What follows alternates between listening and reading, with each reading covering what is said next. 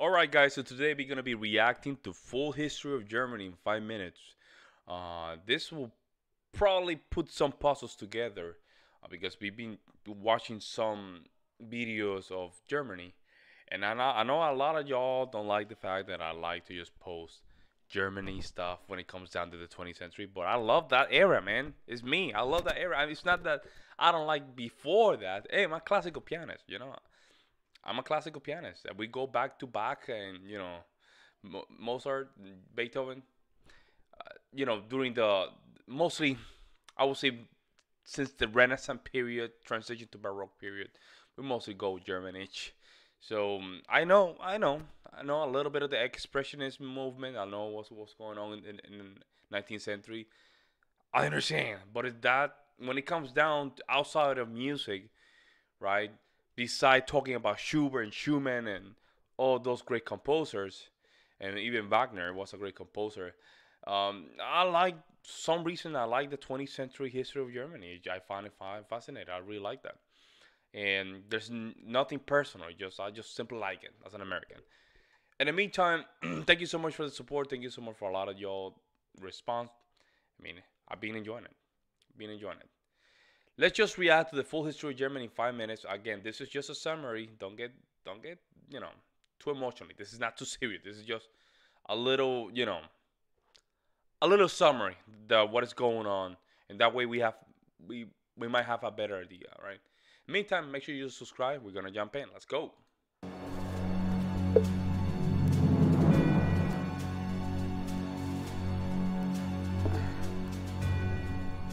Okay. Located in Western and Central Europe, Germany, officially the Federal Republic of Germany, covers an area of 357,022 square kilometers, Big. with a population of over 83 million.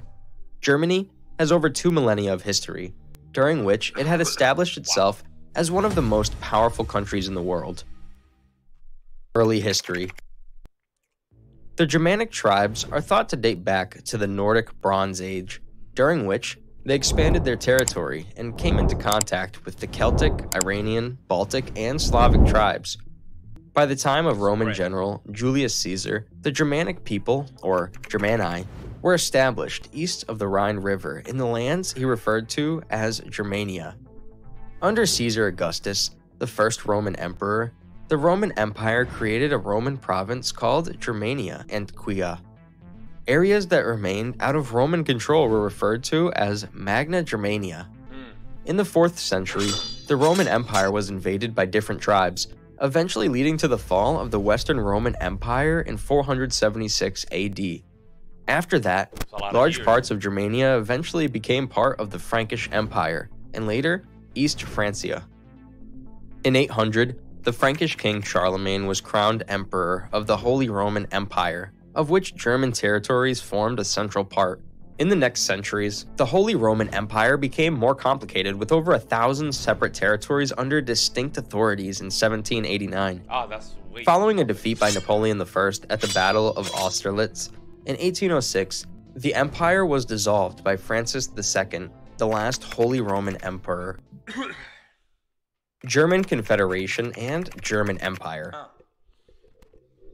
Napoleon's reign came to an end in 1815 with the Congress of Vienna, forming the German Confederation, a loose league of 39 sovereign German states, most notably of which were the Austrian Empire and the Kingdom of Prussia. In the early 19th century, the German question was raised within the Confederation between the Greater German solution to form a single German nation-state and the Lesser German solution to conserve the current federation of smaller German states. The former was promoted by Austria, while the latter was supported by Prussia. From the mid-1840s, rebellions leading to the 1848 revolutions broke out in the German states. Nearly 2 decades later, war broke out between Austria and Prussia and ended the victory of Prussia. That's a war. That's a land of war, man. What's going on in that area, bro? Leading to the collapse of the German Confederation. The following year, the North German Confederation was formed. Very important. 19th century was so important because we have a lot of civil war, not only in the Western world, but we have it in the New World. We could be talking about even Puerto Rico was having what we call the Screamo Lares, or the Grito Lares. It was a very small 2-week civil each war.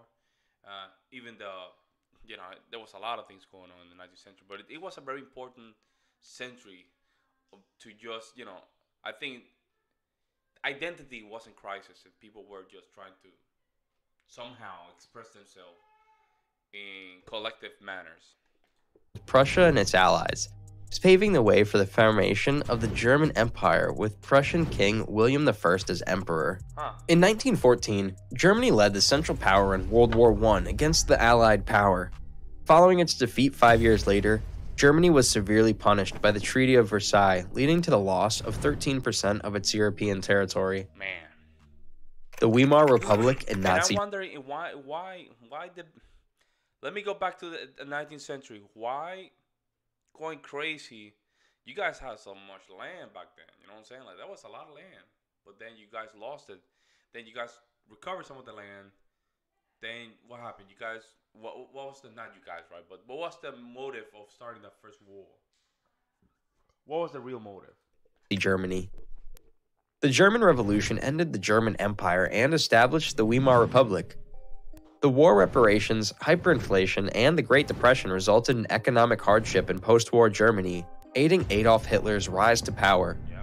The following year, Adolf Hitler, leader of the Nazi Party, was appointed Chancellor and then dictator of Germany, Wow. beginning the transformation of the Weimar Republic into Nazi Germany.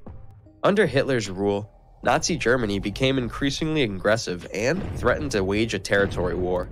In 1938, the Nazis annexed Austria and then Czechoslovakia.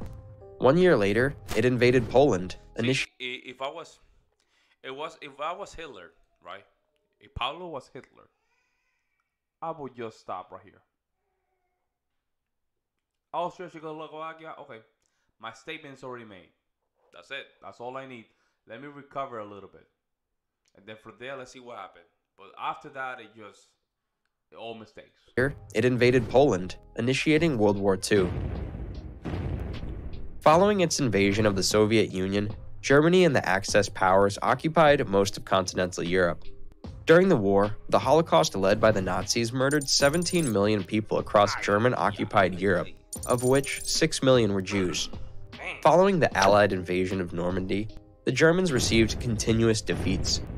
Following Hitler's suicide, Germany surrendered on the 8th of May 1945, marking the end of World War II in Europe. Post-World War II and reunification of Germany. Following its surrender, Germany was partitioned into 4 occupation zones occupied by the US, Great Britain, France, and the Soviet Union. In May 1949, the France, US, and Great Britain occupation zones were merged to form the Federal Republic of Germany, or West Germany. Meanwhile, the Soviet zone became the German Democratic Republic, or East Germany.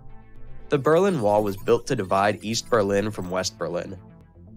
Following the fall of the Berlin Wall, in 1990, the 2+4 treaty was negotiated between the German Democratic Republic, the Federal Republic of Germany, and the 4 powers That was recently. That was literally recently. Occupying Germany, allowing the official reunification of Germany later that year. Berlin again became the capital of Germany. Today, Germany is a member of the United Nations, NATO, G7, G20, and the OECD, and is one founding nation of the Eurozone. Germany is currently a great power with the largest economy in Europe, being the world's 4th largest economy by nominal GDP. Thanks for watching. That was very interesting.